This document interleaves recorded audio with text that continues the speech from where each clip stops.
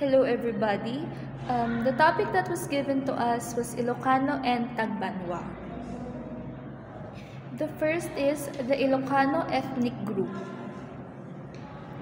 Who are the Ilocano people? Ilocano, third largest ethno-linguistic group, is in the Philippines. The major Ilocano provinces, Ilocos Norte, Ilocos Sur, and La Union, are among the most densely populated areas in the Philippines. Iloco, which derives from the prefix I, meaning people of, and locom, referring to the low-lying terrain. The Ilocano rituals. The first is sumang or contra. Sumang or contra is a traditional Ilocano ritual typically performed to counteract or dispel negative energies. Ang sumang o kontra sa mga ritual ng Ilocano ay isang seremonya o ritual na ginagawa upang kontrahin o pigilin ang mga negatibong enerhiya, sumpa o masasamang espiritu. Karaniwang isinasagawa ito ng isang manggagamot o leader espiritual sa pamayanan. Ang ritual ay maaaring isagawa sa pamamagitan ng mga dasal, orasyon, pag-aalay ng mga banal na bagay, o iba pang simbolikong gawain na naglalayong protektahan ang mga individual o komunidad mula sa pinsala o masasamang impluensya. Ang second is padasan or padasal. Padasan or padasal is a ritual performed during the anniversary of a loved one's death.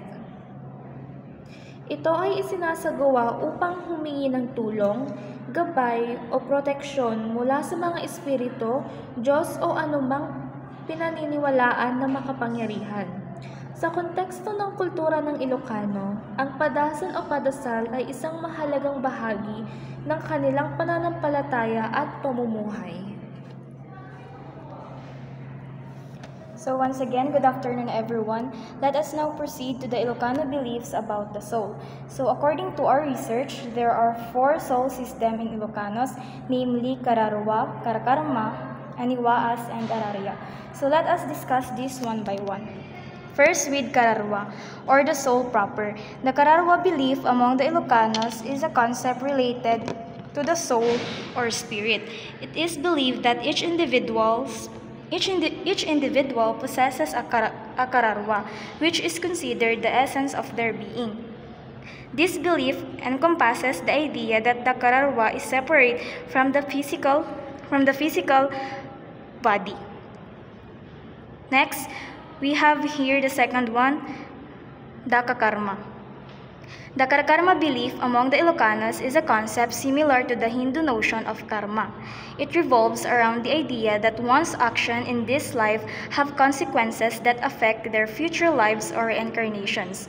According to karma belief, individuals accumulate merit or demerit based on their actions, which then determine their fate in subsequent lives.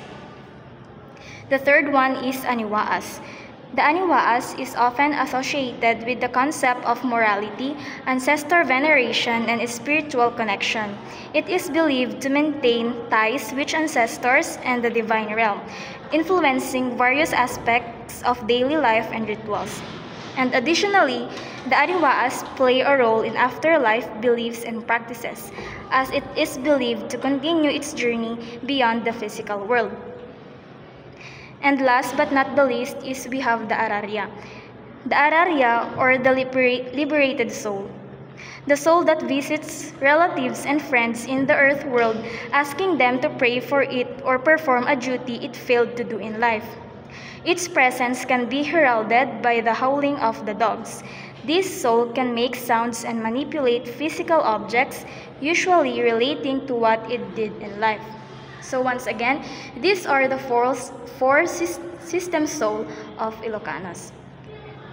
So let us now proceed to the Ilocano deities. So first we have here Kabunian. Kabunian is the supreme deity and creator, often associated with the sky and the heavens. So, Kabunian is believed as the highest deity in the Ilocano pantheon. Kabunian is believed to be responsible for the creation of the world and all the living things. Second one is Kadaklan. Kadaklan is another supreme deity sometimes considered as synonymous to Kabunian, and Kadaklan is associated with authority. So Kabunian and Kadaklan are almost the same, but Kadaklan is believed to be the ultimate authority over the universe. The name Kadaklan itself can be translated to supreme or greatness, emphasizing the deity's importance and reverence among the Ilocano people. Third one is Mankukulam, a deity associated with witchcraft, often feared and respected. So the Mankukulam in Ilocano is believed to possess a supernatural powers related to witchcraft or sorcery. Mankukulam are often feared and respected in Ilocano society due to their perceived ability to influence events through magical means. They are believed to have the power to cast spells, potions, and perform rituals that can bring either fortune or misfortune to others.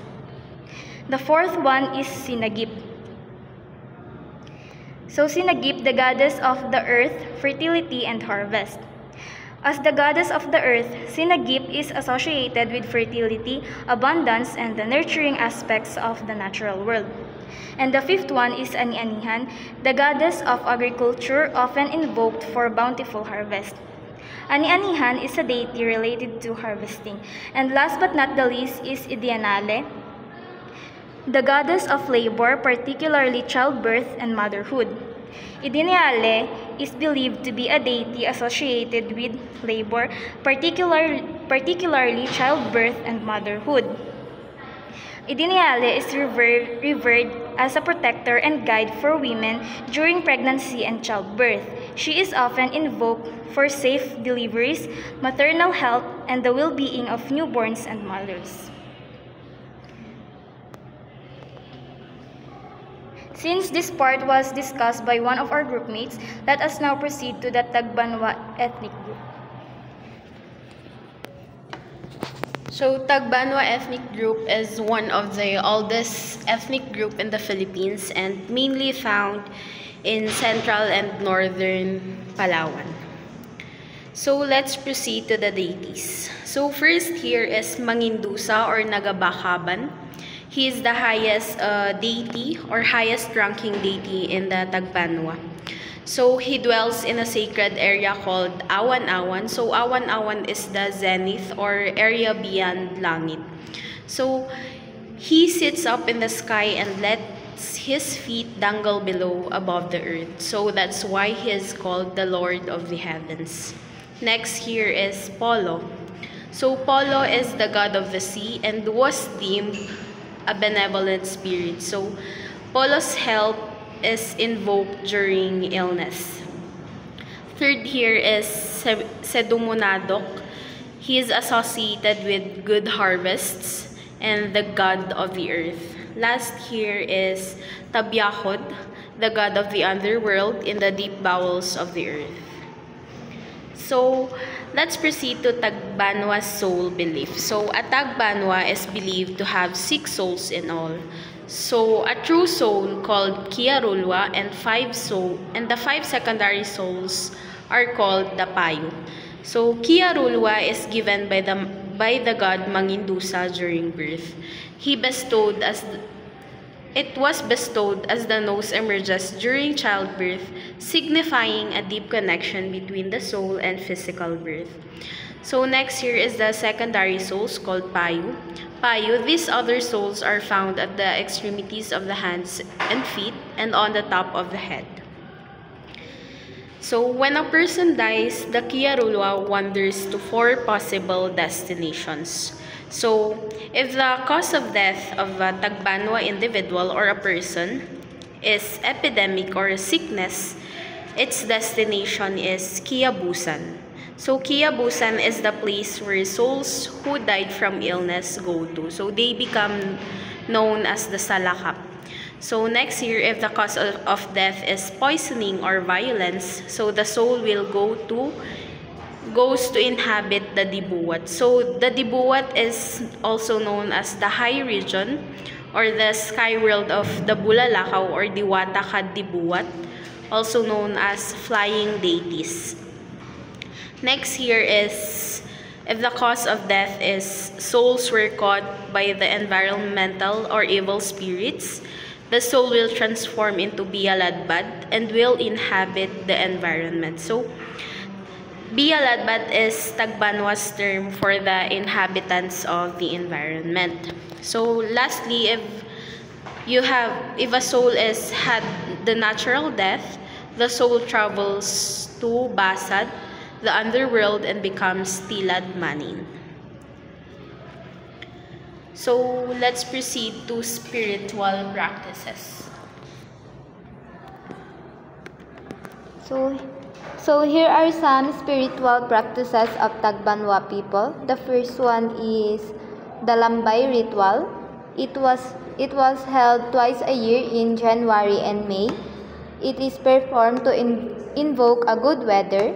It likely involves prayers, offerings, and ceremonial actions aimed at pleasing deities or spirit associated with weather and ensuring favorable condition for the community's activities such as farming or fishing. For the second one is the Pagbuyis. It is conducted 3 times a year. It serves as a protective measure against epidemics. The first 2 occurrences happened in November and December, while the third one is performed during Makaaldawan or when the moon is visible during the daytime. This ritual is likely involves purification rites, prayers for health and well-being, and perhaps offerings to ward off disease and evil spirit. The last one is the Runsay. It is considered the most dramatic of Tagbanwa rituals, and it occurs only once a year. It takes place at night, specifically on the 4th day after the full moon of December, near the mouth of Aborlan River. These rituals, which begins at dusk and concludes at dawn, likely involves intricate ceremonies, chanting, dancing, and symbolic action to honor ancestors, commune with spirits, and ensure the prosperity and protection of the community for the coming year. It may also include elements of storytelling, mythological reenactments, and the passing down of cultural knowledge from generation to generation. And take note that the ceremonies or rituals of Tagbanwa peoples are always led by the shaman or the babaylan. Next one is the main themes in spirituality of Tagbanwa's people. So the first one is the spiritual expression. The Tagbanwa peoples is deeply rooted in their relationship with the spirit world, which serves as the cornerstones of their rituals, celebrations, and dances. Their ceremonies are not mere performance but rather genuine interactions between the living and the dead. These interactions are believed to maintain harmony within their community and with the natural world around them. Through various feasts and ceremonies, the Tagbanwa honor their ancestors, seeking guidance and blessings from them. The second one is central to the Tagbanwa's sense of meaning and purpose are their beliefs in deities such as Magindusa, Polo, Simunadok, and Tabyakod, which is mentioned a while ago. And these gods shape the Tagbanwa worldview and inform their actions. By participating in rituals, celebration, and spirit interactions, the Tagbanwa find significance in maintaining balance and harmony with nature, paying homage to their ancestors and seeking divine blessings for their livelihoods and well-being. Their spiritual practices are not separate from their daily lives but are interwoven into every aspect, guiding their decision and actions. The last one is the Tagbanwa perceive a spiritual hierarchy that includes gods of different realms such as Awan-Awan and Basad, illustrating their holistic view of the universe and their place within it. This interconnectedness with the sacred is integral to their identity and guide their understanding of their role in the grand scheme of existence. By recognizing their connection to these higher powers and respecting the spiritual hierarchy, the Tagbanwa maintain a profound reverence for the natural world and their place within it. So that's all for our report. Thank you.